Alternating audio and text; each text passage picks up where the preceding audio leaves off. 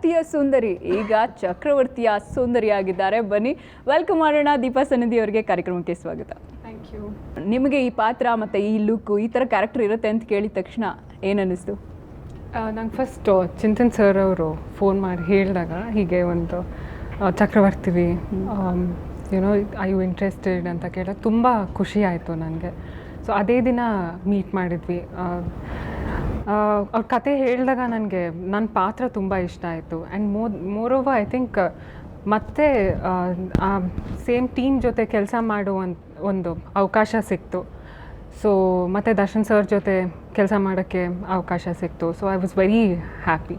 ಒಂದು ಮಳೆ ಬಿಲ್ಲು ಆಗಿರ್ಬೋದು, ಮತ್ತೆ ಮಳೆ ಅನ್ನೋಂಥದ್ದಾಗಿರ್ಬೋದು, ಎರಡೂ ಹಾಡುಗಳು ತುಂಬ ತುಂಬ ಕ್ಯೂಟಾಗಿ ಶೂಟ್ ಮಾಡಿದ್ದಾರೆ. ಆ ಹಾಡುಗಳ ಬಗ್ಗೆ, ಮ್ಯೂಸಿಕ್ ಬಗ್ಗೆ ಏನು ಹೇಳ್ತಾರೆ? Actually Arjun Janya first time ನಾನು ಅವ್ರ ಜೊತೆ ಕೆಲಸ ಮಾಡಿದ್ದು.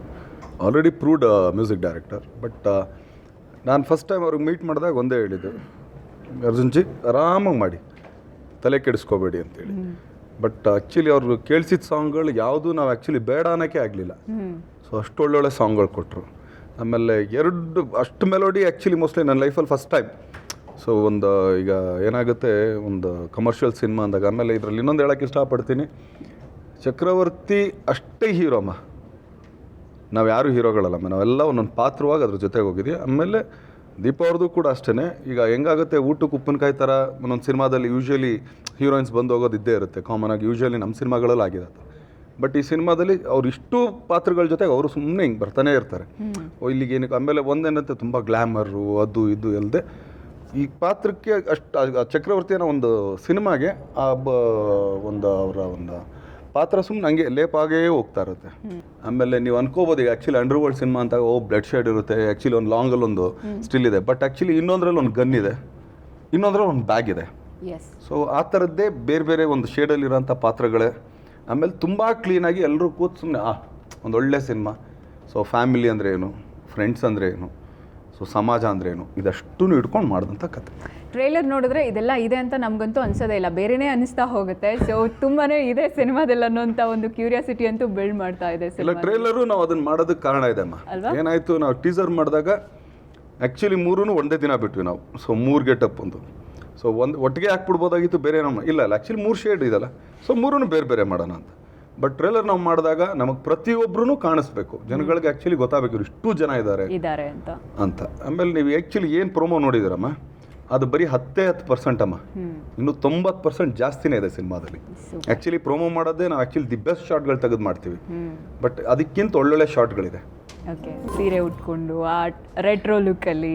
ಲಕ್ಕಿಲಿ ನನಗೆ ಒಂದು ಕಮರ್ಷಿಯಲ್ ಚಿತ್ರದಲ್ಲಿ ಆ ಒಂದು ಪರ್ಫಾರ್ಮೆನ್ಸ್ ಓರಿಯೆಂಟೆಡ್ ಪಾತ್ರ ಸಿಕ್ತು ನನಗೆ. So that's what this role is. ತುಂಬ ಮೆಚ್ಯೂರ್ಡ್ ಆದಂಥ ಒಂದು ಪಾತ್ರ. ಎಲ್ಲರೂ ಹೇಳ್ತಾ ಇರೋದು ಈಗ ಏನು ತೂಗುದೀಪ ಶ್ರೀನಿವಾಸ್ ಅವ್ರ ಮಗ ಸೇಮ್ ಹಾಗೆ ಕಾಣಿಸ್ತಿದ್ದಾರೆ. ಥೇಟ್ 2 ಮುಖಗಳನ್ನು ಹಾಕಿ ನೋಡಿದ್ರೆ ಸೇಮ್ ಒಂದೇ ಥರ ಅಂತ. ಈವನ್ ನಾವು ಪ್ರೋಮೋ ಮಾಡಿದಾಗೂ 2 ಫೋಟೋ ಹಾಕಿದರೆ ಆಲ್ಮೋಸ್ಟ್ ಸೇಮ್ ಅಂತಲೇ ಅನ್ನಿಸ್ತಾ ಇತ್ತು, ಸ್ವಲ್ಪ ಏಜ್ ಆದರೆ ಹಾಗೆ ಇರ್ತಾರೆ ಅಂತ. ಸೊ ಅಪ್ಪನ ಒಂದು ಇನ್ಸ್ಪಿರೇಷನ್ ಇದೆಯಾ ನಿಮ್ಮ ಪಾತ್ರಕ್ಕೆ? ಅಂದರೆ ಯೂಶ್ವಲಾಗಿ ನನಗೆ ಬೆಸ್ಟ್ ಕಾಂಪ್ಲಿಮೆಂಟ್ ಸಿಗೋದು ಒಂದೇ, you look like your father ಅಂತ. ಸೊ ತುಂಬ ಖುಷಿ ಇದೆ ಅದಕ್ಕೆ. ಬಟ್ ಸಿನಿಮಾಲ್ಲೂ ಅಷ್ಟು ನನಗದು ಜಾಸ್ತಿ ಅನ್ನಿಸ್ತಾ ಇರಲ್ಲ. ನಮ್ಮ ಅಕ್ಕ ಯಾವಾಗಲೂ ಅದನ್ನ ಕಂಪೇರ್ ಮಾಡೋದು, ನೀನು ಈಗ ನಡ್ಕೊಬಂದಿದ್ದು ತಿರುಗಿದ ಸ್ಟೈಲ್ ಸಡನ್ನಾಗಿ ಪಪ್ಪನ್ ಥರ ಅನಿಸ್ತು ಹಂಗೆ ಅಂತ. ಬಟ್ ನಾನು ಡಬ್ಬಿಂಗ್ ಮಾಡಬೇಕಾದ್ರೆ ಸ್ಕ್ರೀನ್ ಮೇಲೆ ನೋಡಿದಾಗ ನನಗೂ ಒಂದಷ್ಟು ಕಡೆ ಅನಿಸ್ತು, ಹೌದು ಎಸ್ ನನ್ನ ಬಾಡಿ ಲ್ಯಾಂಗ್ವೇಜು ನಮ್ಮ ಅಪ್ಪನಿಗೆ ಮ್ಯಾಚ್ ಆಗುತ್ತಲ್ಲ, ಇಷ್ಟೊಂದು DNA ಮ್ಯಾಚ್ ಆಗ್ತಾ ಇದೆಯಲ್ಲ ಅಂತ. ನಿಮ್ಮ ಪಾತ್ರದ ಬಗ್ಗೆ ಬರುವಂಥದ್ದಾದರೆ 3 ಶೇಡ್ಸ್ಗೂ ಕೂಡ ಪಕ್ಕದಲ್ಲೇ ಇರ್ತೀರಾ? ನೋಡಬೇಕು. ಓಕೆ, ಯುವರ್ ಫೇವ್ರೆಟ್ ಸಾಂಗ್ ಯಾವುದು ಸಿನಿಮಾಲಿ? ಐ ಥಿಂಕ್ ಎಲ್ರಿಗೂ ಮತ್ತೆ ಮಳೆ ಆಗಿದೆ ತುಂಬ ಇಷ್ಟ ಆಯಿತು ಅನ್ಸುತ್ತೆ. ಎಸ್ಪೆಷಲಿ ಮಲೇಷ್ಯಾದಲ್ಲಿ ಶೂಟ್ ಮಾಡಬೇಕಾದ್ರೆ ಇದು ಸಮುದ್ರದಲ್ಲಿ ಅಲ್ಲೆಲ್ಲ ಫೈಟಿಂಗ್ದು ಅದೆಲ್ಲ ತುಂಬ ಜಾಸ್ತಿನೇ ಇದಿರತ್ತೆ, ಅದ್ರ ಬಗ್ಗೆ ಹೇಳಿ ಸರ್. ಈಗ 47 ಸಿನಿಮಾ ನಾನು ಯಾವತ್ತೂ ಒಂದು ಕ್ರೂಸ್ ಆ್ಯಕ್ಚುಲಿ ಮೇಲೆ ನಾನು ಇಷ್ಟೊಂದು ಸಲ ನಾನು ಅಬ್ರಾಡ್ ಅನಿಸಿದ್ದು, ನಾನು ಒಂದಿನ ಕ್ರೂಸ್ಗೆ ಹೋಗಿಲ್ಲಮ್ಮ. ಚಕ್ರವರ್ತಿಲಿ ನಮ್ಮ ನಿರ್ಮಾಪಕರದೊಂದು ನಮಗೊಂದು ತೋರಿಸಿರೋ ಒಂದು ಆಶೀರ್ವಾದ, ಕ್ರೂಸ್ ಹೆಂಗಿರುತ್ತೆ ಅಂತ ನೋಡಿದ್ವಿ. ಬಟ್ ಕ್ರೂಸಲ್ಲಿ ಶೂಟ್ ಮಾಡಿದ್ವಮ್ಮ. ದೀಪಾ, ನಿಮಗೆ ದರ್ಶನ್ ಅವರಿಂದ ಫಸ್ಟ್ ಸಾರಥಿ ಆದಮೇಲೆ ಮತ್ತೆ ಇಷ್ಟು ದಿವಸಗಳ ನಂತರ ಮತ್ತೆ ಈ ಸಿನಿಮಾಲಿ ಆ್ಯಕ್ಟ್ ಮಾಡುವಾಗ ಏನು ಅನಿಸ್ತಿತ್ತು? ತುಂಬ ಖುಷಿ ಆಯಿತು. ಯಾಕಂದರೆ